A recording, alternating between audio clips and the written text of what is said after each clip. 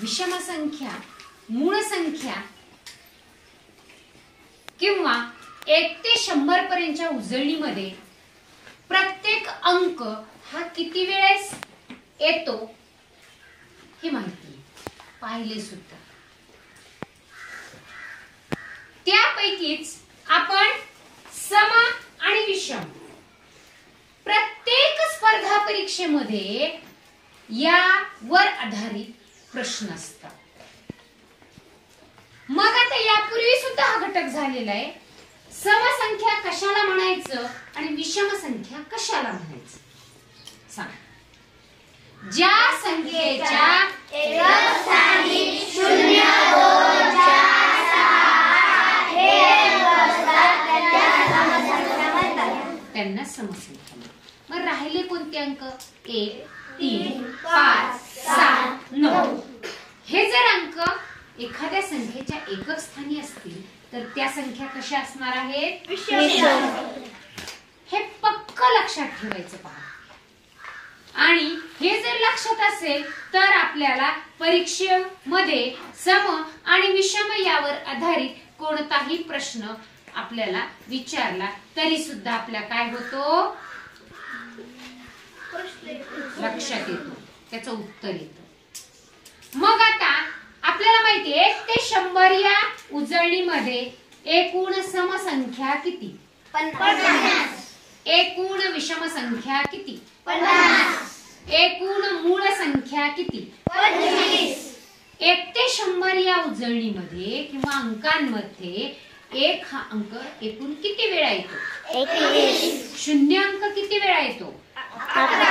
म्हणजे हे सगळे आपल्याला 2 अंक, 3 अंक, 4 अंक जे काही अंक असतील ते अंक नेमके किती वेळा येतात किंवा विचारलेला प्रश्न कसा आहे त्यावर आपण त्या ठिकाणी ते उत्तर शोधत असतो. मग आता या सम आणि विषमवर तुम्हाला डायरेक्ट फक्त असाच प्रश्न येत नाही की 1 ते 100 पर्यंतच्या उजळणीमध्ये एकूण किती समसंख्या किंवा एकूण किती विषम संख्या. मग त्यामध्ये प्रश्न कसा विचारला जाऊ शकतो? 4 पर्याय दिलेले असतात. वाचा संख्या. 25, 23, 48, 59. दिलेल्या पर्यायामध्ये असलेली समसंख्या शोधा. 48. कशावरून ठरवली? त्याच्या एकक स्थानी. त्याच्या एकक स्थानी तुम्ही पटकन पाहिलं इथं 8 आहे, इथे 9 आहे, इथं 3 आहे, इथं 5 आहे. मग या अगोदर सांगितलं ज्याच्या एकक स्थानी 0, 2, 4, 6 हे अंक असतात तीच फक्त समसंख्या. मग केवढीही मोठी संख्या असू दे तिचं काय बघायचं? फक्त एकक पाहायचं. लक्षात. त्याच्यानंतर जेव्हा आपण पुढचा प्रश्न बघणार आहोत की त्यानंतर येणारा जे काही पुढचा प्रश्न आहे मग हा सम आणि विषम अंकावर संख्येवर आधारित कशा पद्धतीने प्रश्न येऊ शकतो पहा. 15 या संख्येनंतर पहा 15 या संख्येनंतर येणारी 15 या संख्येनंतर क्रमाने येणारी दुसरी विषम संख्या कोणती? पहा 15 नंतर क्रमाने येणारी दुसरी विषम संख्या कोणती? 19. बघूयात आपण. 15 नंतर येणारी पहिली 17.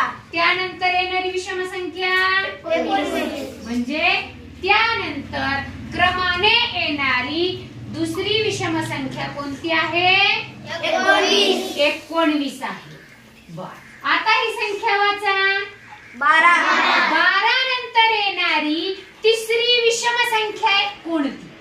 12 नंतर क्रमाने येणारी तिसरी विषम संख्या 15. बघू आपण. 12 नंतर विषम संख्या कोणती येते? 13. त्यानंतर येते 15 आणि त्यानंतर येते 17. म्हणजे कोणती ती क्रमाने विषम संख्या तिसरी? 17. बर.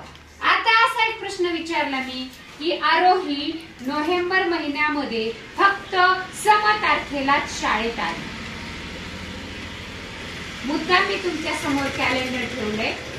आरोही नोव्हेंबर महिन्यात फक्त असम तारखेलाच शाळेत आली तर ती किती दिवस शाळेत आली? ती किती दिवस शाळेत आली? बघा बघूया 1 2 3 4 5 6 7 8 9 10 11 12 13 14 किती दिवस शाळेत आली मग ती 15. मग असाही प्रश्न तुम्हाला येऊ शकतो. मग त्यावेळेस परीक्षेमध्ये आपल्या समोर दिनदर्शिका असेल का?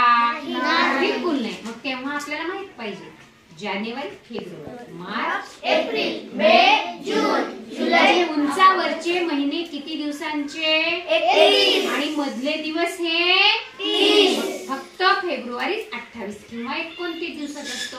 त्यावेळेस आपल्याला कळायला पाहिजे की नोव्हेंबर महिना हा 30 दिवसांचा आहे आणि मग त्यामध्ये तुम्ही मोजू शकता. लक्षात आले?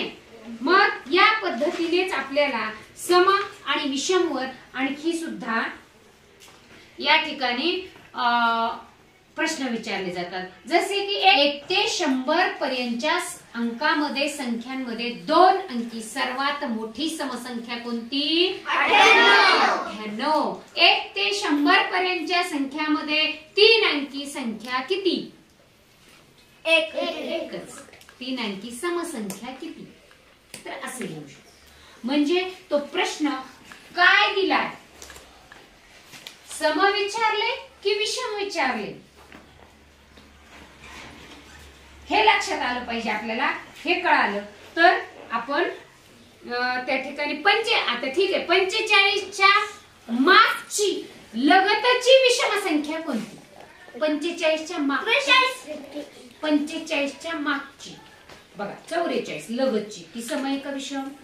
आणि त्याच्या मागची किती? 43. ती सम का विषम? हे लक्षात आलं पाहिजे.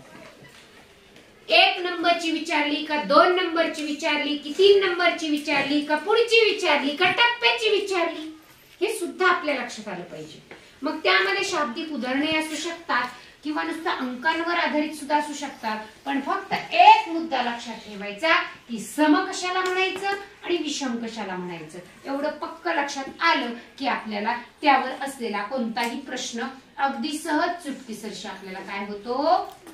सोडवता येतो. छान लक्षात आलंय. यावरचा स्वाध्याय आज पूर्ण सोडून आणायचा आहे. पान नंबर आहे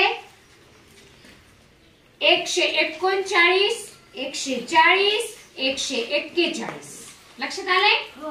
चालेल.